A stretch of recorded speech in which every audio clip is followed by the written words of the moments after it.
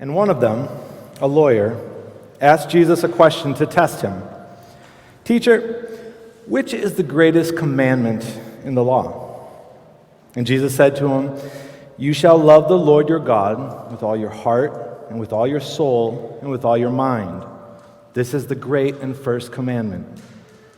And a second is like it. You shall love your neighbor as yourself." It's a pretty straightforward question for Jesus, and he gives a clear answer and then some.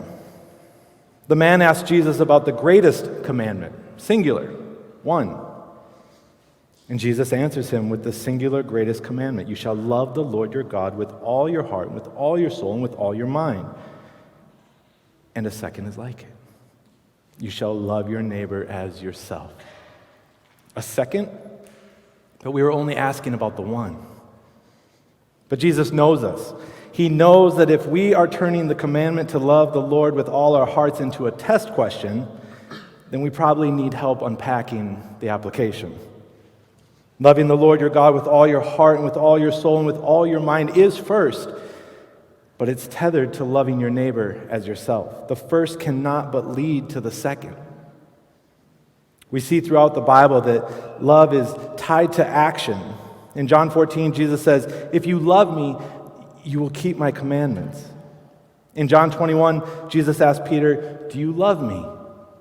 And Peter says, "Lord, you know everything. You know that I love you." And Jesus says, "Feed my sheep." In Luke's gospel, this back and forth with the lawyer leads right into the parable of the Good Samaritan.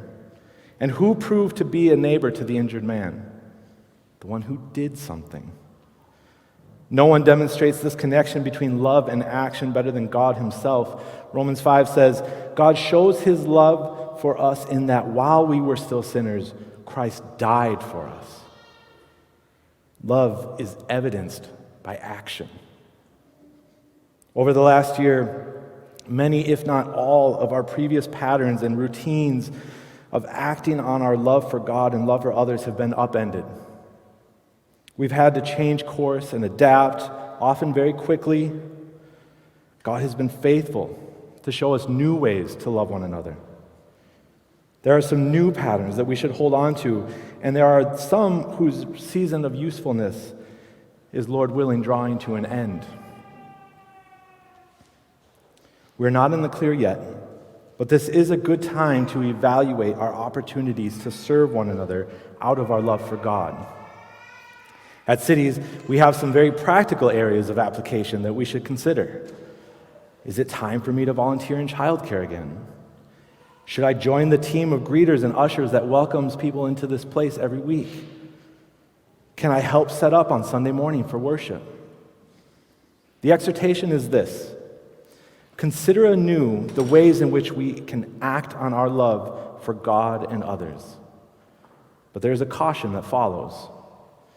Is there any area where sin has seized upon the upheaval of the last year to keep us from serving one another?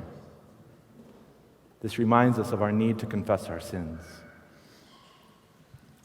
Father, this pandemic has brought numerous challenges and trials to our lives, but there is no excuse for sin.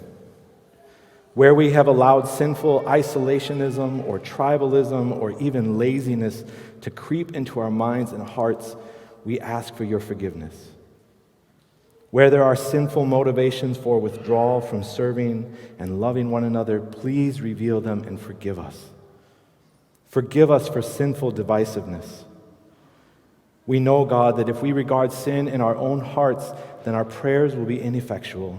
So we confess our private sins to you in this moment of silence.